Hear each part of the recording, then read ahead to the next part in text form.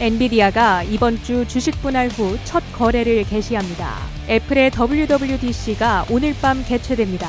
미국 의회가 중국 CATL 배터리 금수를 추진합니다. 출근길 뉴스프레소입니다.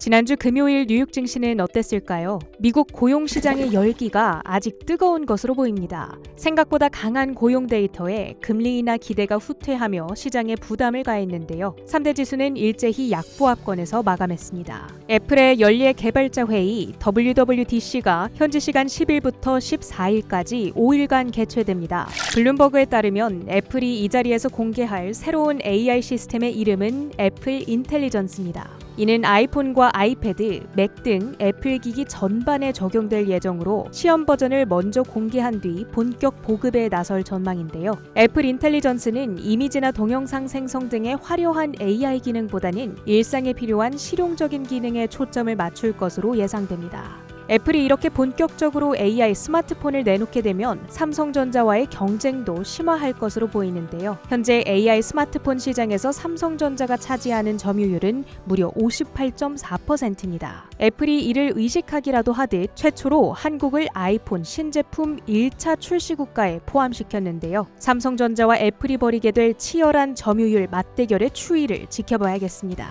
엔비디아의 10대1 주식 분할이 완료됐습니다. 이번 주부터 10분의 1 가격인 $120대의 거래가 시작되는데요. 주가의 단기 모멘텀이 돼줄지 주목되는 가운데 엔비디아의 단기 하락에 대한 베팅이 늘어나고 있는 것으로 나타났습니다. 엔비디아에 대한 공매도가 최근 급증하고 있는 건데요. 공매도 잔고가 $340억 애플과 테슬라보다 많습니다.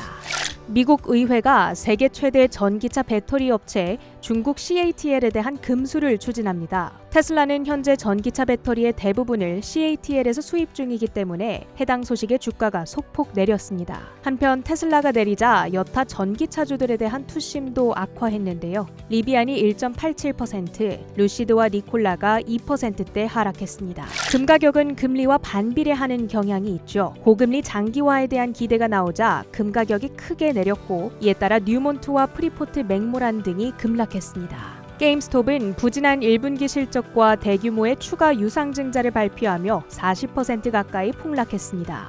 승차 공유기업 리프트가 2027년까지 총 예약 건수가 매년 15%씩 성장할 거란 전망을 내놓자 루프캐피털이 투자 의견을 보유에서 매수로 상향했습니다.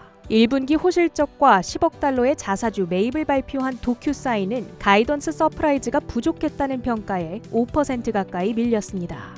이어서 가장 중요했던 외신 헤드라인입니다. 첫 번째로 5월 고용보고서 결과인데요. 미국의 5월 비농업 부문 일자리가 27만 2천 건 증가하며 로이터 예상치였던 18만 5천 건을 큰 폭으로 상회했습니다.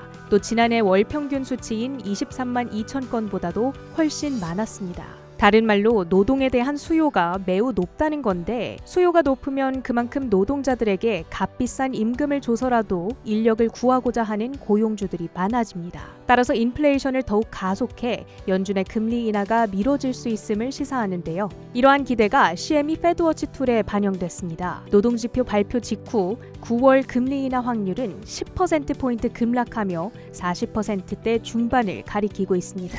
한편 우리가 이 소식에 더욱 긴장할 수밖에 없던 이유, 바로 이번 주 연준의 FOMC가 예정돼 있기 때문인데요. 우리 시간으로는 목요일 새벽 3시 그 결과가 발표됩니다. 미국의 일자리가 예상과 달리 급증함에 따라 시장이 가장 기피하는 금리 인상에 대한 목소리도 속속 나타나고 있는데요. 블랙록의 이코노미스트는 블룸버그 TV와의 인터뷰에서 이번 고용 수치를 통해 지금의 통화 정책이 연준이 생각하는 것만큼 제약적인지에 대한 논쟁의 문이 열렸다고 평가했습니다. 또 글로벌 IB들 중 유일하게 최근까지도 7월 금리 인하 시작을 외치던 CT와 JP모건마저 금리 인하 시작 시점을 9월과 11월로 미루며 이번 주 발표될 연준의 점도표와 경제 전망에 더욱 관심이 쏠리고 있습니다.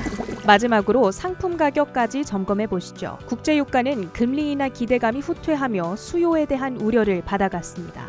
WTI와 브렌트유 모두 소폭 반락한 채 거래를 마쳤습니다. 불과 지난주까지 7만 $1,000 선을 웃돌던 비트코인 가격도 역시나 고용지표로 인해 유동성 우려를 받으며 투심이 악화됐습니다. 한때는 6만 9천 달러 선이 붕괴되기도 했는데요. 현재도 7만 달러 선을 하회한 채 거래되고 있습니다.